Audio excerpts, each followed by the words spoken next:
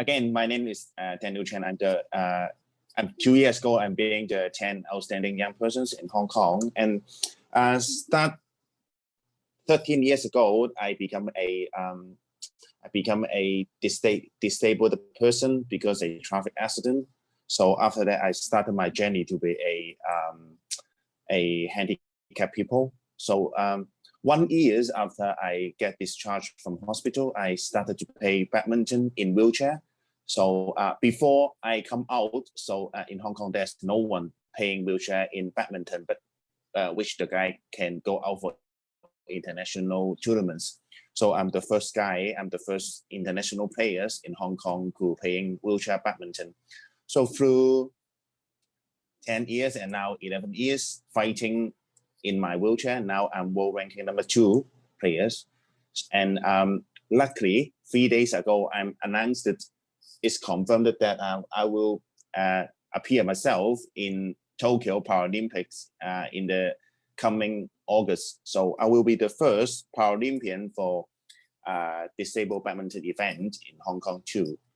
So through the last 10, 11 years, because of my career as being a full-time athlete, so I have traveled around the world like 4 continents and like 40 countries. So I have my friends around the world. So it's a great and fruitful experience that I can travel around the world and see around the world what's happening in the world. And it's also happy to see a disabled people traveling around the world is not as easy as what you think. For example, if we are going to some traveling sport, so if you are using wheelchair or like me, I'm using artificial leg with my crutches. So it's not really easy because for some traveling sport like the Alfred Tower or like the Tokyo Tower, you need to walk up by the stairs. There's no elevators or no lifts. So it's not as easy as what we think. So for being a disabled people, if you would like to travel around the world, you need to be very patient and very good planned. For every trip, you need to plan well, and then you need to have plan A and also plan B. What if the actual situation is not what you think or what you search in the internet, then you need to have a plan B. So through this kind of experience, it brings me a lot of feelings, and also it changed myself a little bit too, because before my accident, I'm a people with quite hot head. So but now, because you need to plan well for everything, so you can't be hot head, and you need to be patient, you need to be well planned, you need to think about everything before you do. So it's good to change a little bit my life. So I think that's a little bit brief for my life. So everyone or the MC, if you got any questions, then you can ask me.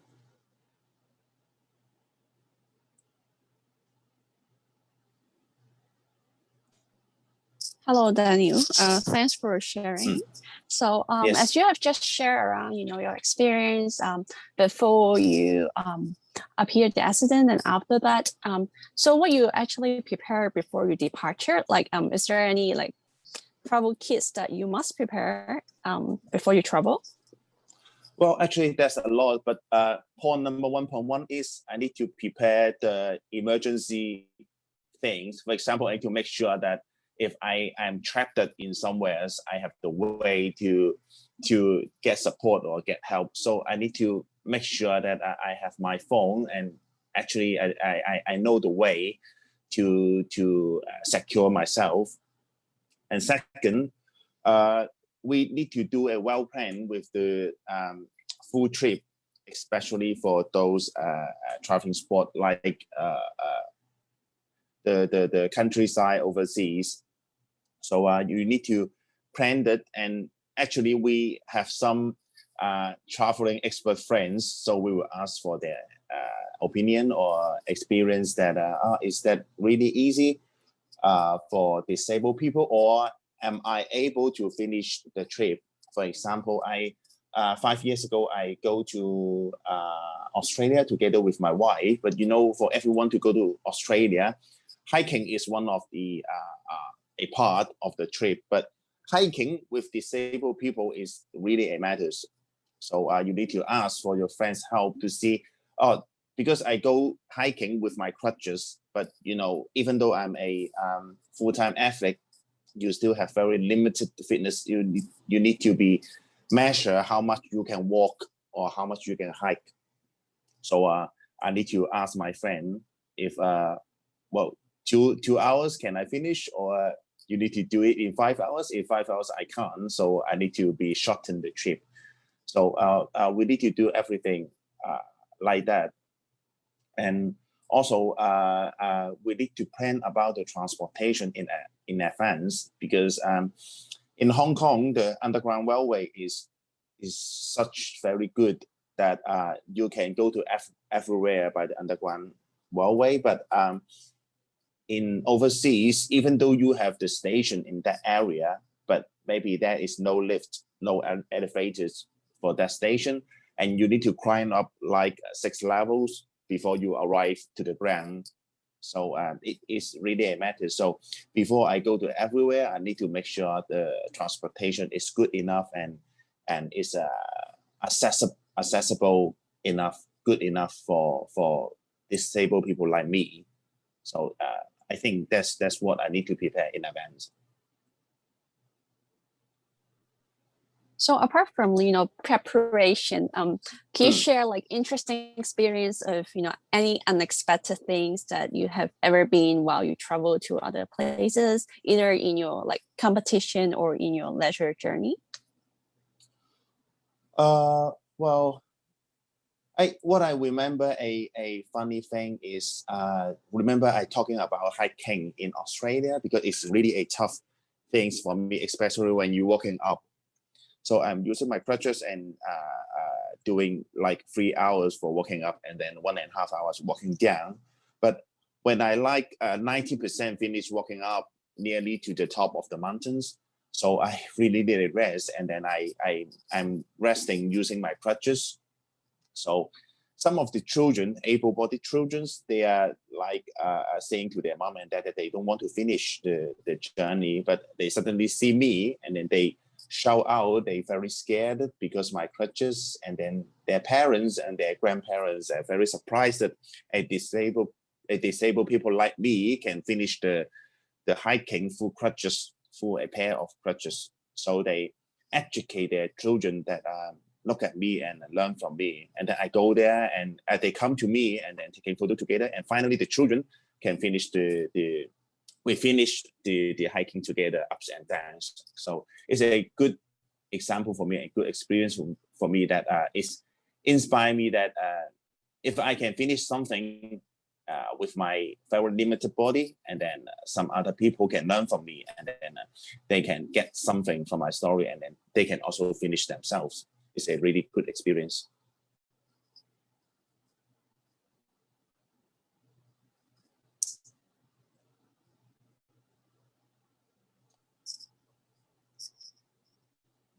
Oh, so is there any question from the line? If not, I will continue my question. So you have just mentioned around, your very persisting stories around climbing and hiking while you travel in other places. Yep. So based on your knowledge and experience, how do you think about, the United Nations World Travel Organization? The theme is travel for all, like everyone can travel. How do you see this statement? And do you think globally we are achieving it? As an Olympic, Paralympic player, do you think the current setup for all this international competition or the standard really reached that level? And is there any improvement?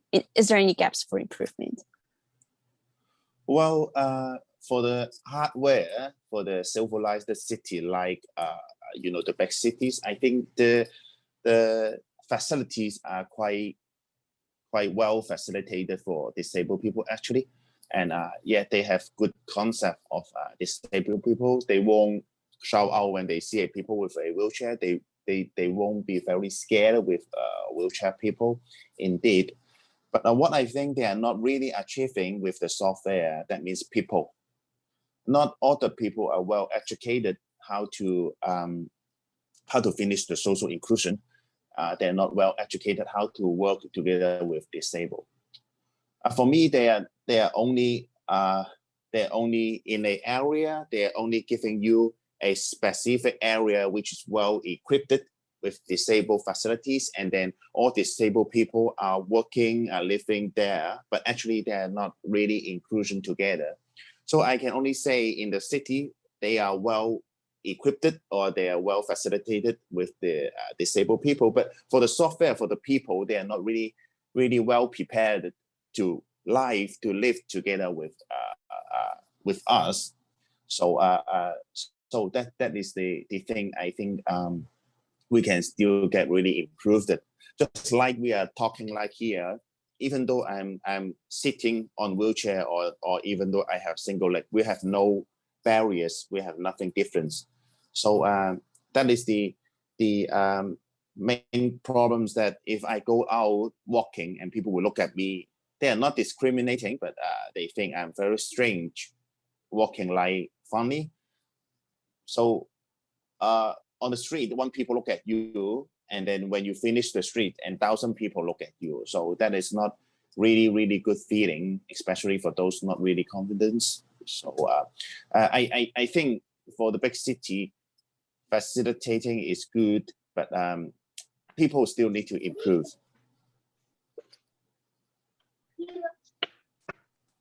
I heard you around 2 keywords just now. You mentioned around social inclusion as well as education. So I do agree education is very key to really promote like a very inclusive society.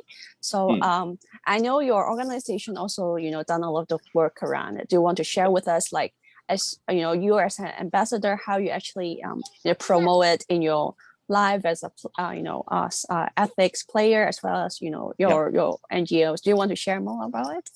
Yeah, maybe a little bit. So through my career life being an athlete, I found that sport can be a really good channel to communicate people with different areas, especially for people from disabled and from majorities. So my organization is doing some of the sport called floor curlings, or some of the programs to include people from different boundaries. So especially I always go into the school and then do sharing with my life, and also do some projects to put disabled people into the school. So what I want to bring out is for disabled people, the concept of people is disabled people. They are always the takers in the societies, but I would like to change it, because people with disability, they can also contribute to the society. So they are not only the takers from the society, they can be the givers. So I have grouped people of this with disability, but they are good at something else. For example, music, or maybe sports, or maybe other thing. They have good story, and then they go into the school and being a teacher. So the children, when they grow up and they get used to that, okay, even though the people with very limitation movement, but they can still teach us something. They're the teachers, they're the givers. They're not really they are not only takers in the societies. So I do a lot of programs like that. So that is what I'm going to do, even though I get retired from my sport life. Yeah, I quite like your idea around give and take in terms of education and promotion. Indeed, I think as you mentioned, like being a teacher and to promote it as a person example and idol kind of education is, I do think it's very important, like to influence by mouth, like to share it in our society through peoples and in your organization, in your NGOs, as well as I think that's also very tied up with the aim of our project this time as well, because we also think that even though it's COVID, everyone just sit at home using Zoom. When we sit at home and using Zoom, it doesn't really distinguish around physical body or disabled, because we're just sitting here, facing Zoom together. So I think after COVID, it really changed the behavior of everyone around how you actually how do I say, like, break the physical boundaries around everything that you can do. So I think you also echo on that message just now. So I think there's a question from the floor. There's a question asking, like, do you think it's a great hurdle for the disabled to travel basically in the industry because of people's their art or their judgment? And from a government perspective, is there any suggestions that you will put to them? Well, we have talked about education, but people always think that we need to educate the people from majority. But for me, yes, it's important to educate the majority, not to discriminate, not to do something over to disabled people. At the same time, we also need to educate the minority peoples. That means the disabled people. When I doing the interview for the TOYP, I say my vision is to make sure Hong Kong to be a city that all the disabled people can raise their head and go out and live in the society. So I think the judge is not really understand what I'm meaning, because everyone can raise their head and go out to the street, but actually it's not, because not all the people with disability, they are really with a big heart. They're not really confident. When people look into your eyes, they will avoid because they are not really confident. They think they are handicapped. They are not a people like you, like the majority. So when people look at you, look at me, they will avoid their eyes. So that's why I would like to have some program to put them into the school or into the society like a teachers, and then let them feel about the expectations. So through the program, I want they learned the confidence from teachings, and also they learn that they are deserved to be respected. Every people should be the same. They have the same right to live in the society. They have the same right to pursue the dream. They have the same right to eating McDonald's. They have the same right to do everything. So even though you are on a wheelchair, or even though you are walking, or even though you are running, jumping, you have the same right. So yes, it's very important to educate the majority people not to do things not good to us, because I have some really bad experience that I have done nothing but something shout at me because I'm sitting on wheelchair. Yet we need to be educated. But at the same time, for people sitting on wheelchair, for people with disability, they need to be educated too. They are not doing something bad. They're only unfortunate. Their life with unfortunates. So they have done nothing wrong. So you need to raise your head and just live in the society. You can do everything like people all here. So that's what I would like to say. Yeah, I agree, and I heard you around equal rights, around you have to be proud of yourself, and it's just different kind of experience that we experience as a human, no matter physical body or disabled. So in the line, actually, we have a participant from different countries. Maybe I will invite each of the countries to ask questions to you. Maybe I will invite maybe President Joseph from Malaysia. Hi, thanks for inviting me. Hello. Actually, hi, Mr. I'm Daniel. always in Malaysia for training. Really? Malaysia is you are a very strong country for badminton.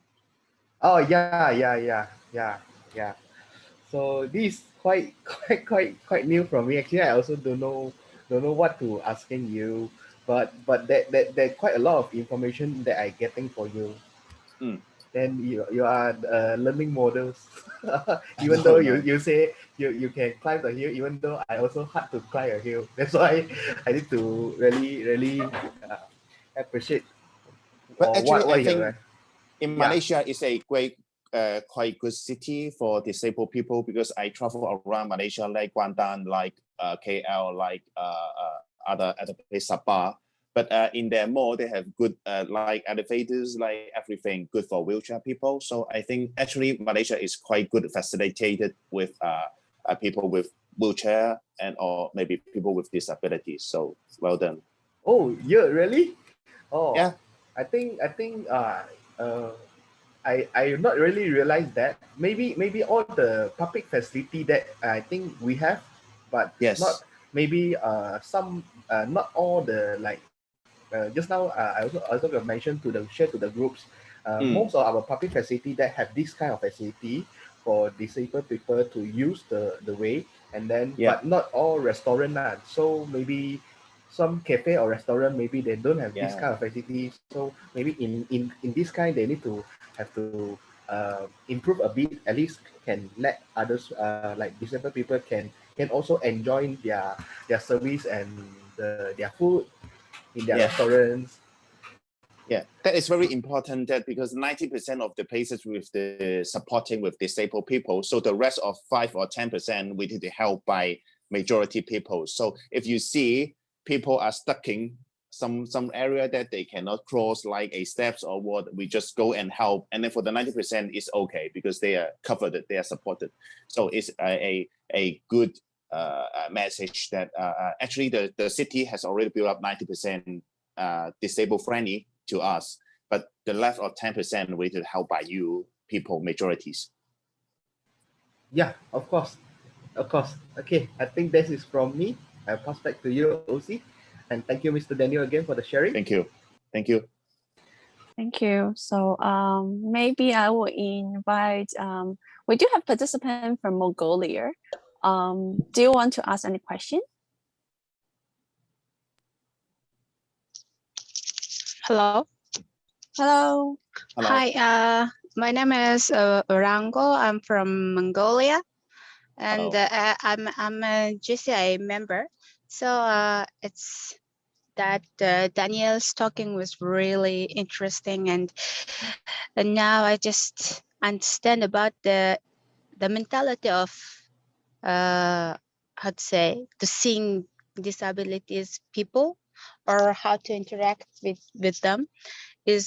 That was really new for me, and the first thing is when I see the disabilities people, I feel like before I was feeling like sorry to them, but now I understand it's just not pity, but it's not pity on them, and just how to say interact them like as a person. That was really good message you gave me today. And I wanted to know about more, how to say, like mental education, how to interact disability people with the normal people, like, and that thing is very good to, for me, it will be very good to know.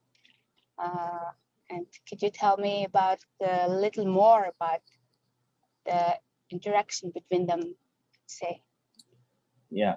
So next time when you meet someone with disability, don't feel sorry with them. You just you just go to them, listen to them, talk to them, and then get more understanding. And you will find that they are really interesting, they are funny, and also they have some good story. And I always say that for every story for disabled people, they can make you cry easily because they are brave, they are really encouraging, and their story are really touching. And then that is a really good look that majority go to understand us, and then you get inspiring by us, and then you get more supporting back to us, and then it's a good cycling. So wish you next time to meet more disabled people and then try to understand them, then you will get more, really.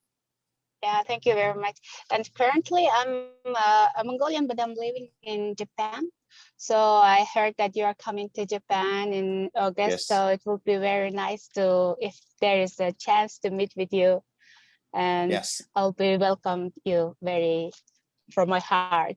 Of course, just come and say hello to me, and then I will recognize you or your friends. Yeah, thank you very much. Thank you. Thank you. I would invite maybe President Danny from Singapore. Is Danny here? Okay, maybe he's in mute. 所以我现在 invite maybe Kelly from Malaysia. I think 你想要问问题吗？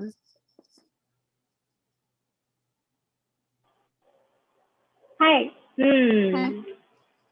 谢。因为我知道 Kelly 也是一个 wheelchair user。对，你好。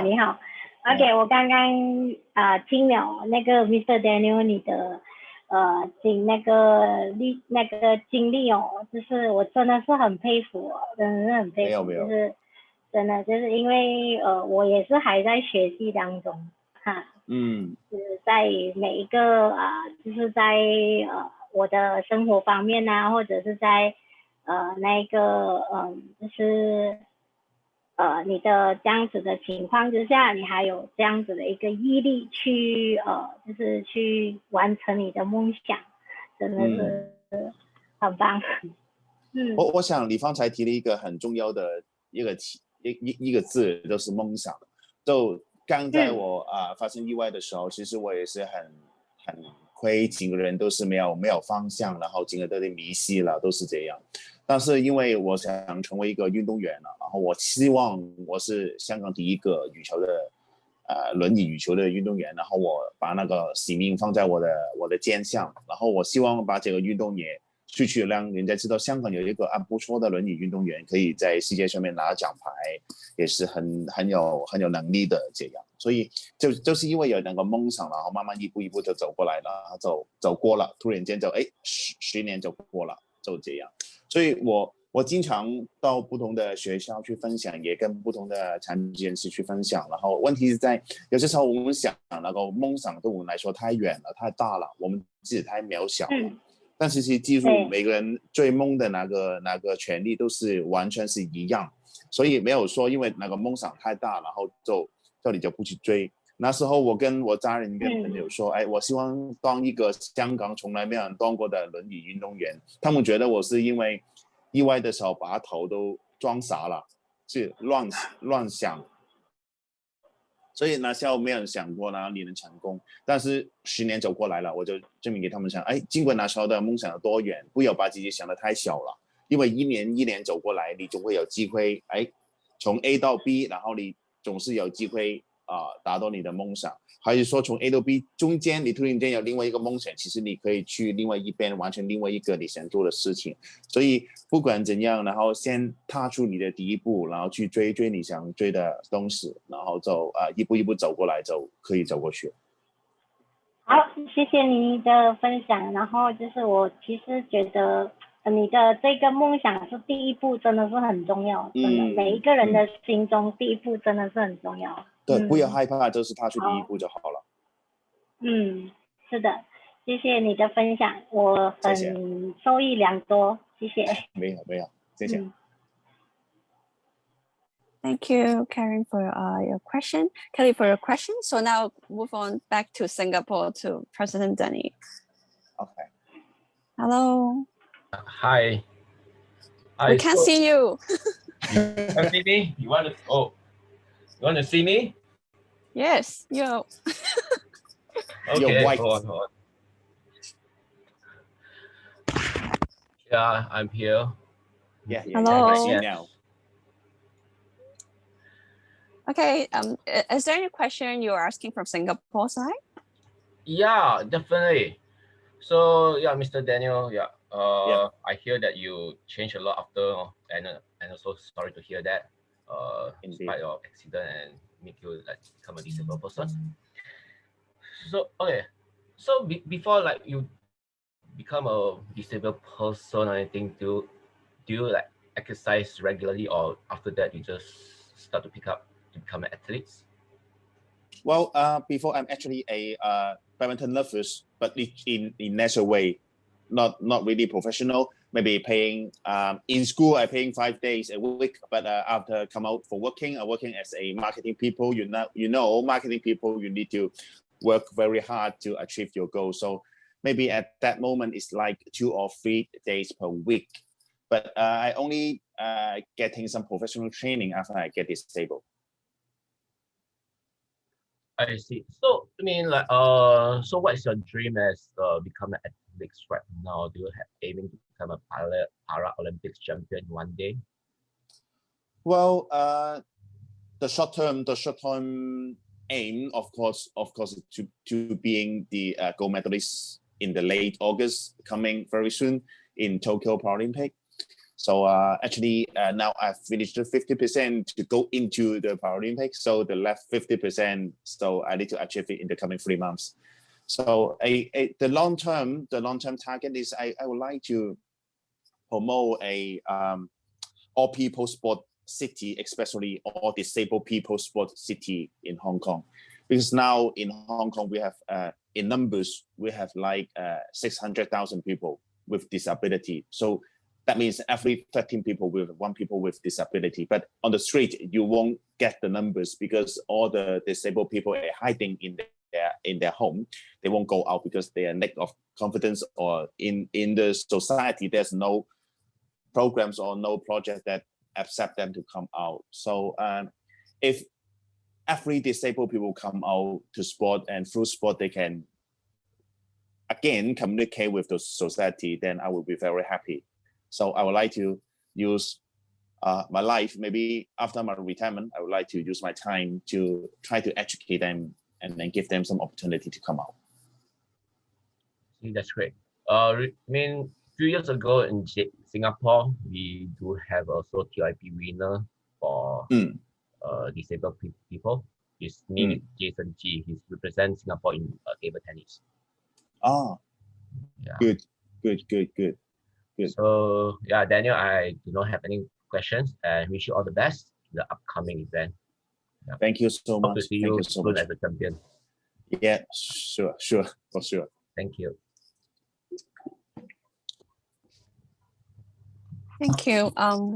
We also have a very interesting question from the floor. So so one of the participants asked, they want us to ask you, Daniel, like how do you feel about the word disabled people if we replace it as a handy capable? So it was this saying was actually coined from a TV show called Prison Break. So saying that even though you are disabled, but you use your hand very ably, like you're very talented. So do you think is change of way of rephrasing this can actually help to people to boost their confidence and self-esteem? Well, we have a lot of wording to describe us disabled people, handicap, and the official wording is impairment.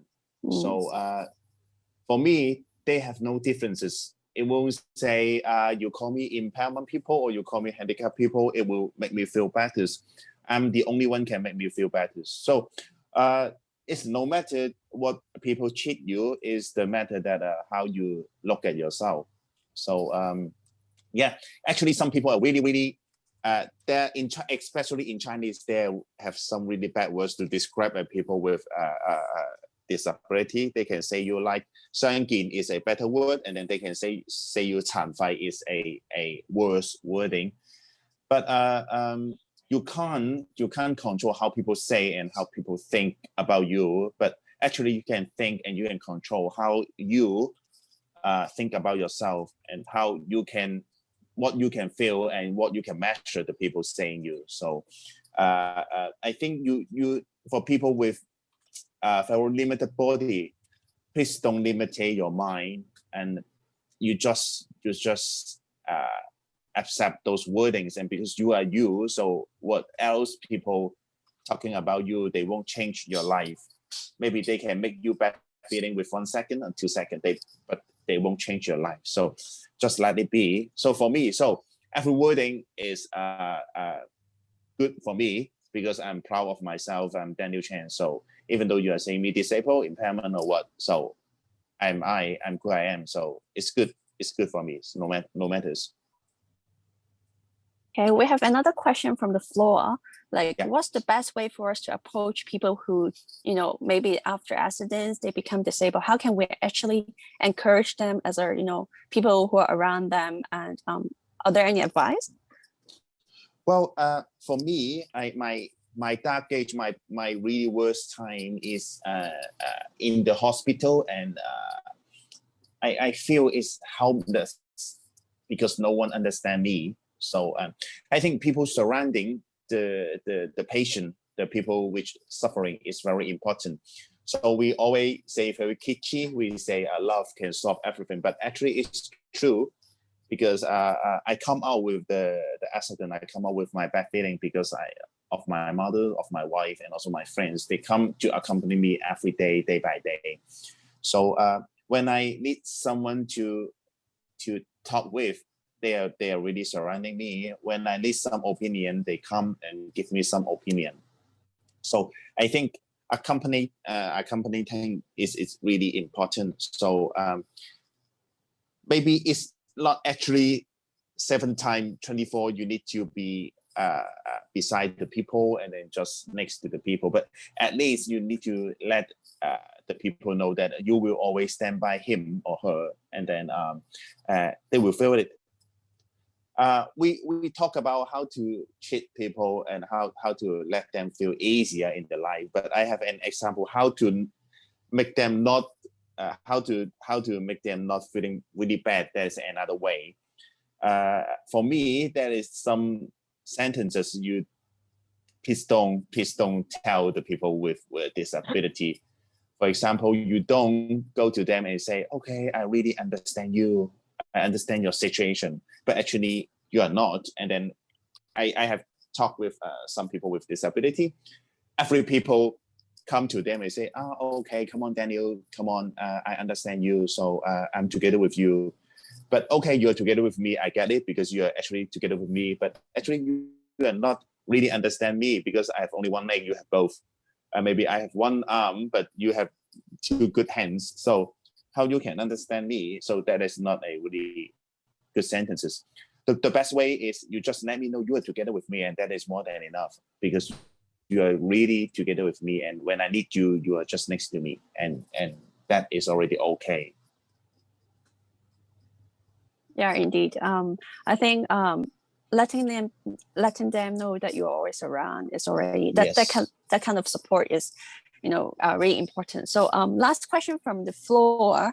A lot of like barrier-free facilities not only enable disabled people. Actually, a lot of mommy, when they put the baby chair, they also need to use barrier-free facilities, or like elderlies, they also use it. So as advice, do you think how we can actually make it a mainstream, like a barrier-free travel, or this kind of facilities? How can we make it a mainstream, and people can actually use more, or government will put more budget on it? Well, I just suggest, humbly, I suggest for every design of the building or of the facility, when they build up, before they build up, they design, please put some people with really handicapped or disabled people into the design group or into the consultant group, and then they can give you some experience, through user experience, that how to design the building or design the facility in barrier-free way. Because now some of the design think of the people with no disabilities, so they just design with what they think, but actually it's not really actual, it's not really useful and helpful. For example, you really have a step, you really have a slope, but it is really high degree of slope, so actually wheelchair can be used. Or it's funny that I see some of the disabled toilet that is 2 steps in front of the disabled toilets, so you can use the toilet, but your wheelchair cannot climb up the 2 stairs. So don't design for design, please design for use. So I just suggest that to make sure that some really good help opinion or experience before everything come up as a design. So when people use it, they use it friendly, they use it happily.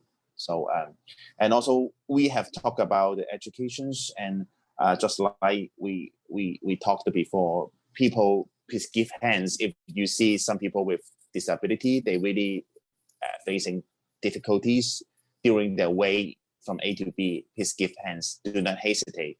We are happy and we are willing to get helped and supported. So please do not hesitate to give us any support and just ask, and we will need your help. So if the hardware and software combine together, I think the city will become really barrier-free. Yeah, I do get your point. Like when they start designing it, they should also engage, disabled person within the planning period instead of at a later stage, right? Like I think that's a very good suggestions actually. Yeah. Normally for all the facility, they will put disabled people in the last trial stage, but everything already built up. That is just a little bit way to change, but you can't change the design. So for me, it's a little bit too late. Yeah, got you.